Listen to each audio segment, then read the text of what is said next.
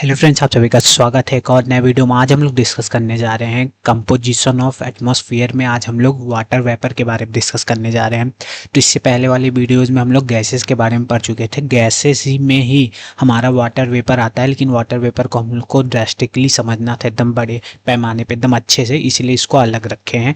और आज की वीडियो में हम लोग वाटर वेपर को कंप्लीट डिस्कशन करने वाले हैं। ठीक है, तो चलिए शुरुआत करते हैं। पहले हम लोग समझते हैं कि वाटर वेपर होता क्या है, फिर उसके आगे उसको कंटिन्यू करेंगे। ठीक है, तो आज हम लोग का टॉपिक क्या है, वाटर वेपर पढ़ने का। तो वाटर वेपर को कंप्लीट डिस्कशन आज हम लोग इस वीडियो में करेंगे। तो वाटर वेपर हम लोग को पढ़ना है। तो पहले आप लोग ये जान लीजिए कि एटमॉस्फेयर में 0 से 5% वॉल्यूम में हमारा वाटर वेपर पाया जाता है। जगह जगह से ये चेंजेस होती रहती हैं, वेरिएशन आते रहते हैं। कभी वाटर वेपर कम होता है, कभी वाटर वेपर ज़्यादा होता है, लेकिन अगर अप्रॉक्स बोलेंगे तो 0 से 5% की वॉल्यूम का वाटर वेपर हमारे एटमॉस्फेयर में पाया जाता है। ठीक है, कहाँ कहाँ कैसे कैसे वेरिएशन होता है सब कुछ हम लोग देखने वाले हैं।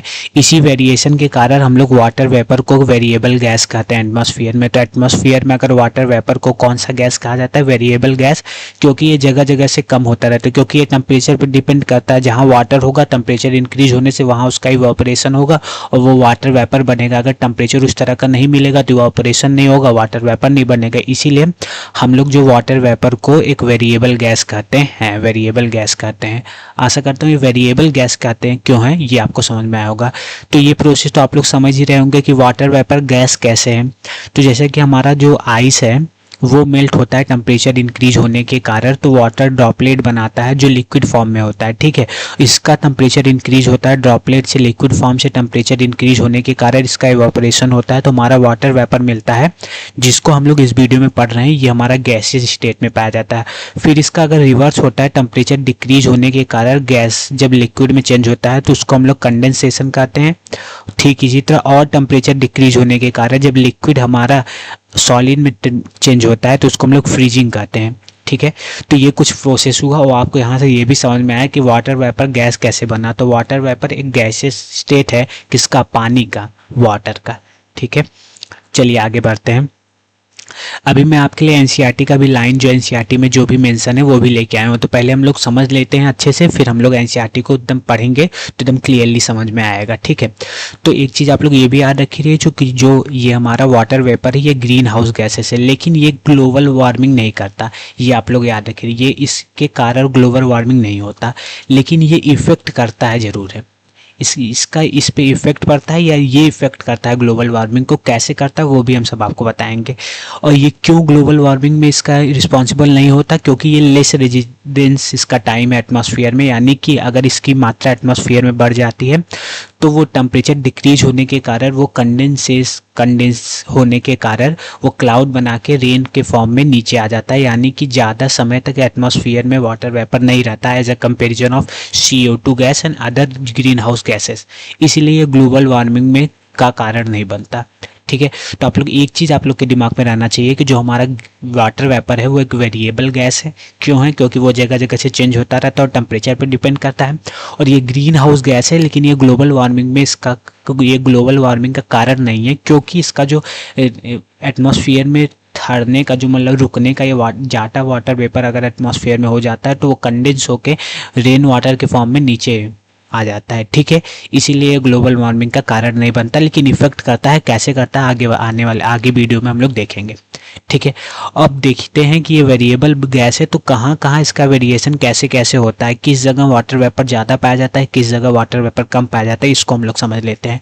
ठीक है, तो वेरिएशन के बारे में समझते हैं। तो लैटिट्यूडनल वेरिएशन होता है, यानी कि लैटिट्यूड के अलॉन्ग कहाँ से कहाँ तक मतलब ये वाटर वेपर पाया जाता है अधिक, कहाँ कम पाया जाता है, वो हम लोग देख लेते हैं।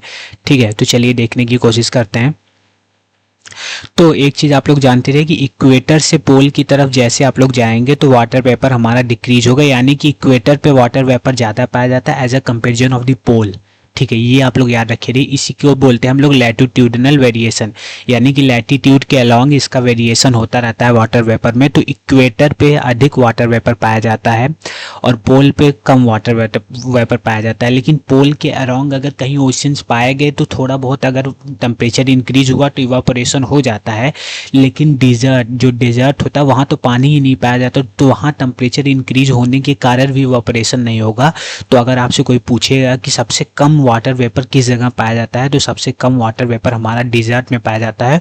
वो भी स्पेशली कौन सा डेजर्ट, हमारा हॉट डेजर्ट में बिल्कुल वाटर नहीं पाया जाता। जहाँ वहाँ जब इवापोरेशन ही नहीं होगा तो वाटर वेपर कैसे जनरेट होगा, वाटर वेपर जनरेट नहीं होगा। तो इसीलिए हम लोग कह रहे हैं कि मिनिमम वाटर वेपर की अगर कोई बात करे कि सबसे कम वाटर वेपर कहाँ पाया जाता है तो वो डिजर्ट में पाया जाता है। और लैटिट्यूडनल वेरिएशन की बात करें तो इक्वेटर से पोल की तरफ जैसे हम लोग मूव करेंगे तो हमारा वाटर वेपर डिक्रीज होता रहेगा, यानी कि कम वाटर वेपर पाया जाएगा इक्वेटर से पोल की तरफ जाएंगे। तो हॉट डिजर्ट मेजरली कहाँ, majority of the hot desert world में ये हमारा western margin of the continent के वेस्टर्न मार्जिन पे पाया जाता है, 10 से 30 डिग्री लैटिट्यूड के अलॉन्ग, मतलब उसके बीच में या उसके आसपास। ठीक है, जैसा एक हमारा मोज़ेक वो सोनरन डेजर्ट पाया जाता है, हॉट डेजर्ट है, ये नॉर्थ अमेरिका में पाया जाता है। ठीक इसी तरह एटाकोमा एक हॉट डेजर्ट है, ये हमारा साउथ अमेरिका में पाया जाता है। और ये हमारा अफ्रीका में हमारा सहारा डेजर्ट पाया जाता है। ठीक है, ठीक इसी तरह ग्रेट ऑस्ट्रेलियन डेजर्ट, ये भी western margin of the Australian continent में ग्रेट ऑस्ट्रेलियन डेजर्ट पाया जाता है, ये भी एक हॉट डेजर्ट है। तो ये कुछ हॉट डेजर्ट हुए। तो मैं आपको ये बताना चाहता हूँ कि लैटिट्यूडनल वेरिएशन कैसे होता है किसका, वाटर वेपर का। तो वो आप लोग देख लिए कि इक्वेटर से पोल की तरफ जैसे मूव करेंगे तो वाटर वेपर की मात्रा डिक्रीज होगी और सबसे कम वाटर वेपर हमारा डेजर्ट में पाया जाता है, वो भी हॉट डेजर्ट। तो मैक्सिमम हम लोग एक बार एनालिसिस किए तो जो भी मैक्सिमम हॉट डेजर्ट पाए जाते हैं वो कंटिनेंट के वेस्टर्न मार्जिन पे ही पाए जाते हैं, ये आप लोग याद रखिए। और कुछ हम उसका नाम भी आपके लिए लेके आया हूँ। ठीक है, तो एक टर्म आप लोग और भी याद रख लीजिएगा कि सबसे कम वाटर वेपर हमारा सब ट्रॉपिकल बेल्ट, या बोल सकते हैं हॉट डेजर्ट में पाया जाता है, या बोल सकते हैं सब ट्रॉपिकल हाई प्रेशर बेल्ट के अलॉन्ग जो 30 डिग्री नॉर्थ साउथ लैटिट्यूड में पाया जाता है, यहाँ सबसे कम वाटर वेपर पाया जाता है। अब सब ट्रॉपिकल हाई प्रेशर बेल्ट है क्या, ये हम लोग आगे आने वाले जब प्रेशर बेल्ट्स के बारे में पढ़ेंगे तो उसमें हम लोग डिस्कस करेंगे। ठीक है, तो ये तो हमारा हुआ लैटिट्यूडनल वेरिएशन के कारण कैसे वेरिएशन हो रहा है किसका, वाटर वेपर का। अगर हाइट बढ़ती है तो उसमें क्या होता है, एल्टीट्यूड बढ़ने के कारण वाटर वेपर डिक्रीज होता है, क्योंकि वाटर वेपर और CO2 गैस और O2 जो गैस है ये हैवी गैसेस है, इसीलिए नीचे ही पाए जाते हैं। और वाटर वेपर नीचे पाए जाने के कारण एल्टीट्यूड जैसे जैसे हम लोग हाइट पे जाते हैं तो वाटर वेपर की मात्रा घटती है। और 90% ऑफ द वाटर वेपर जो है वो हमारा 5 से 8 किलोमीटर के रेंज में पाया जाता है above the surface of the earth. ठीक है, आशा करता हूँ आपको एल्टीट्यूडनल वेरिएशन समझ में आया होगा। ठीक इसी तरह सीजनल वेरिएशन की हम लोग बात करते हैं कि सीजनल वेरिएशन क्या होता है। तो सीजनल वेरिएशन में जैसे कि आप लोग जानते हैं कि समर में टेम्परेचर अधिक होने के कारण, पानी इवापोरेट होने के कारण वाटर वेपर समर के दौरान ज़्यादा पाया जाता है। लेकिन विंटर में टेम्परेचर इंक्रीज नहीं होता, टेम्परेचर बढ़ने के कारण मतलब टेम्परेचर बढ़ता नहीं, मतलब उतना हीट नहीं पाया जाता विंटर में, इसलिए इवापोरेशन नहीं होता, इसीलिए विंटर्स में हमारे कम वाटर वेपर पाया जाता है। ये हुआ हमारा सीजनल वेरिएशन कि सीजन्स में कैसे वेरी करता है हमारा वाटर वेपर। ठीक है, अब एक प्रश्न आपके दिमाग में रह गया था कि ये जो हमारा वाटर वेपर है ये क्यों ग्लोबल वार्मिंग में नहीं, तो एक चीज़ आप लोग ग्लोबल वार्मिंग में पार्टिसिपेट नहीं करता, यानी कि इसके कारण ग्लोबल वार्मिंग नहीं होता। तो उसका आंसर ये है कि ये जो हमारा वाटर वेपर है ये ग्लोबल वार्मिंग का मेन काज नहीं है, क्योंकि वो अपने आप एटमॉस्फेयर में नहीं बढ़ता, बल्कि CO2 गैस और दूसरे गैसों के वार्मिंग से के रिस्पॉन्स से बढ़ता है। इसका क्या कहने का मतलब है कि वाटर वेपर एक ऐसा गैस है। वाटर वेपर बनता कब है, आप लोग याद रखिए, जब टेम्परेचर इंक्रीज होगा, पानी इवापोरेट होगा, तभी वाटर वेपर बढ़ेगा।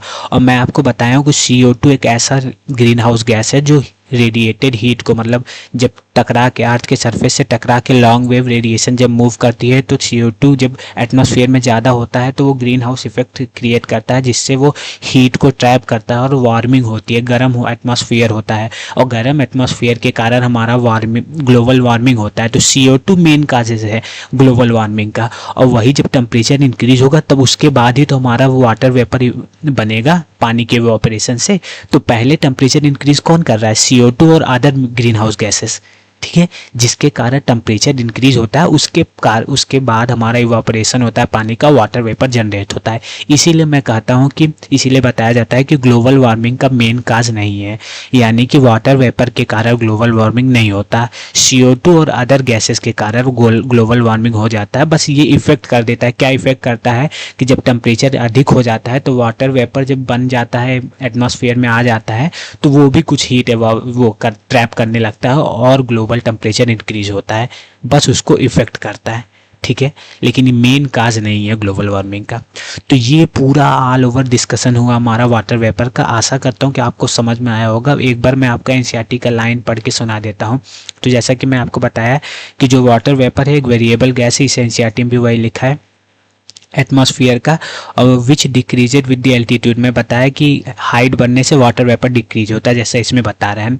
और ये बता रहा है कि वार्म और वेट ट्रॉपिक, यानी कि गर्म एटमॉस्फेयर और वेट जहाँ पानी पाया जाए जिस जगह, इट में account 4% of the air of volume, यानी कि वहाँ हमारा इसका वाटर वेपर का वॉल्यूम 4% पाया जाता है। हवा में वाटर वेपर 4% पाया जाता है जहाँ गर्म एटमॉस्फेयर और पानी है।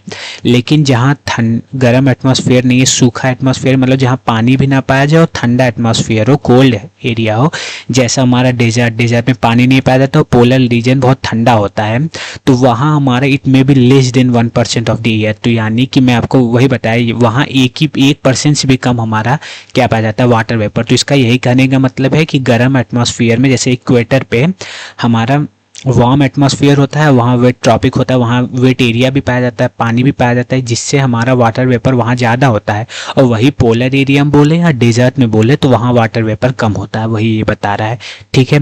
और ये बात है कि water vapour also decreases from the equator से टुवर्ड पोल, यानी पोल की तरफ इक्वेटर से बढ़ेंगे तो वाटर वेपर डिक्रीज होगा, ठीक है। और एक और इम्पॉर्टेंट चीज़ ये है, आप लोग याद रखे रहिएगा वाटर वेपर के बारे में, कि it also absorb part of the insulation from the sun and preserve the earth radiated heat. एक चीज़ आपको मैं जब CO2 के बारे में पढ़ा रहा था, ग्रीन हाउस गैसेस के बारे में पढ़ा रहा था, तो मैं बताया था कि सन से आने वाली रेज को हम लोग इंसुलेशन बोलते हैं, यानी कि इंसुलेशन शॉर्ट में कहते हैं incoming solar radiation. Water vapour जो होता है वो इनकमिंग सोलर रेडिएशन को भी ट्रैप करता है थोड़ा सा, ठीक है। जब ये डायरेक्ट रेज आती है सन से सरफेस पे टकराने के लिए, तो वाटर वेपर उसको भी रोकता है, उसको भी ट्रैप करता है।